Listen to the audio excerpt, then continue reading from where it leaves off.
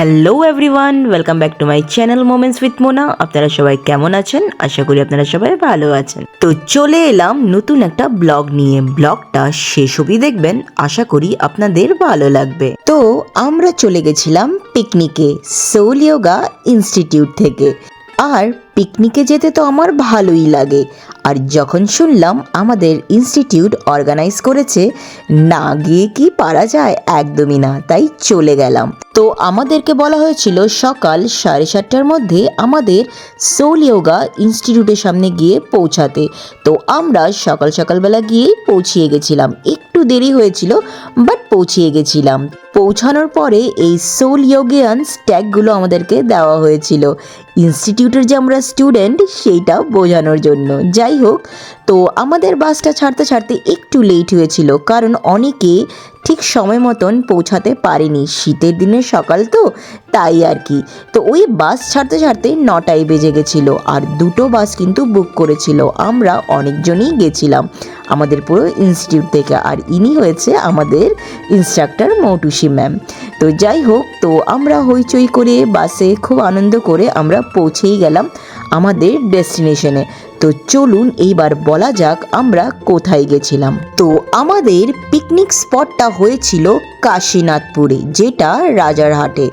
আর একটা গ্রাম্য ব্যাপার ছিল পুরো জায়গাটাতে। আর যেই জায়গায় আমাদের পিকনিকটা হয়েছে, এইটা হয়েছে একটা বিশাল বড় আমবাগান। তো পৌঁছানোর পর আমরা সবাই ঢুকে গেলাম আমাদের পিকনিক স্পটে। অ্যাজ আমি আপনাদেরকে বলেছিলাম, এটা বিশাল বড় একটা আম বাগান, তাই চারিদিকে যেই গাছগুলো আপনারা দেখছেন সবই কিন্তু আমেরই গাছ। তো যাই হোক, পৌঁছানোর পর আমরা পেয়ে গেলাম আমাদের ব্রেকফাস্ট। আর ব্রেকফাস্টে ছিল কড়াইশুঁটির কচুরি, ঘুগনি মটর আর জিলেপি। তো খারাপ ছিল না, ভালোই ছিল। তারপরে খাওয়া দাওয়ার পরে শুরু হয়ে গেল আমাদের গেম। তো ফার্স্ট গেমটা ছিল মিউজিক্যাল চেয়ার। তো দেখছেন বিশাল বড়, যারা আমরা গেছিলাম সবাই পার্টিসিপেট করেছিলাম। দো আমি জিততে পারিনি, অনেক আগেই আউট হয়ে গেছি। তারপরে যে নাচছে দেখছেন, উনি কিন্তু হয়েছে আমাদের ওনার মেঘা। তো ভীষণ নাচ ছিল, তো খুব ভালো লাগছিল। তারপর আমাদের সেকেন্ড গেমটা ছিল পাসিং দ্য বল। এইখানেও অনেক নাচ গান হচ্ছিল, কারণ প্রত্যেকটা গেমেই কিন্তু মিউজিক অন ছিল। তো যাই হোক, গেম টেম করার পরে আমি তো জিততে পারিনি, কিন্তু পার্টিসিপেট করে ভালোই লাগলো। পরে আমাদের যেই জায়গায় আমরা গেছিলাম তার সামনেই কিন্তু ছিল একটা শস্য বাগান। আর সেই জায়গাতে যাওয়ার জন্য আমরা সবাই কিন্তু এক এক করে সেই জায়গায় চলে গেছিলাম আমাদের পিকনিক স্পট থেকে একটুখানি দূরে। তো সেখানে আমরা হেঁটেই চলে গেলাম।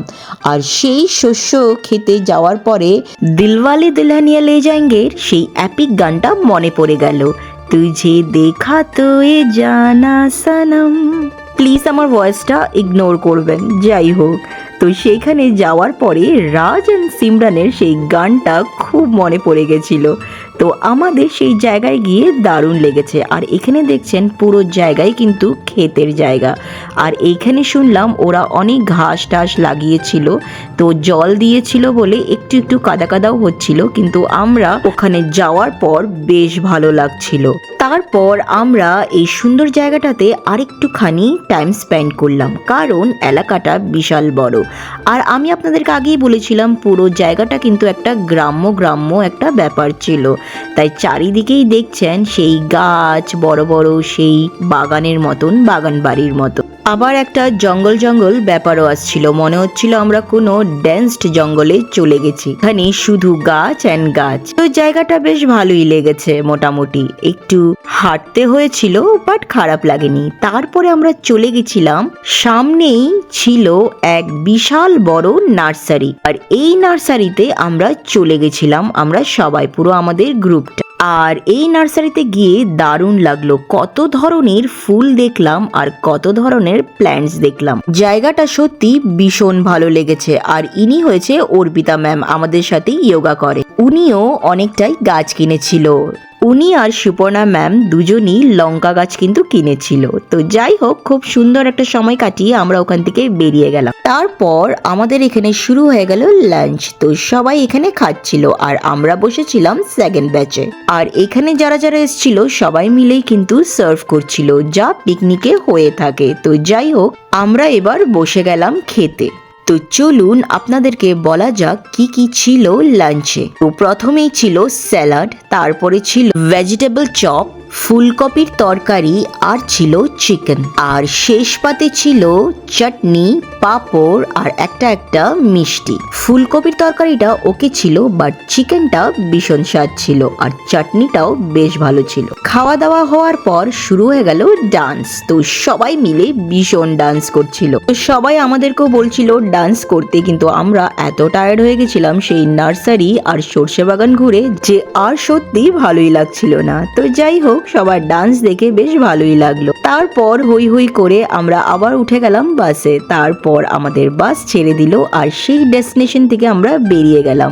ওখানে পৌঁছার পরে তো এত ঠান্ডা লাগেনি, কারণ সারাদিন রোদের সামনেই ছিলাম, কিন্তু আসার সময় ভীষণ ঠান্ডা লাগছিল, তাই সব পরে নিয়েছিলাম। সব কিন্তু ওখানে গিয়ে সোয়েটার টোয়েটার খুলেই নিয়েছিলাম। তো যাই হোক, ডেস্টিনেশন থেকে আমরা বেরিয়ে যাচ্ছিলাম। আর এখানে দেখছেন পুরো আম বাগানগুলো, অনেক গাছ গাছালি, একটা গ্রাম্য ব্যাপার। তো ভালোই লেগেছে, খারাপ লাগেনি। তো নতুন বছরে পিকনিকে গিয়ে বেশ ভালো লাগলো, সারাদিনটা খুব সুন্দরভাবেই কাটালাম। তারপর আমাদের সবাইকে সেই ইনস্টিটিউট টেগুরিয়ার সামনে আমাদেরকে ছেড়ে দিল বাসে। তারপর আমরা ওখান থেকে যে যার মতো করে বাড়ি চলে গেল। তো আমি আপনাদের সাথে কিছু ছবি শেয়ার করলাম। আর আপনাদের যদি আমার এই পুরো ব্লগটা ভালো লেগে থাকে তো একটা লাইক, কমেন্ট, শেয়ার করে দেবেন। আর হ্যাঁ, পরের ব্লগের অপেক্ষা করবেন। তো till then, bye bye, love you all.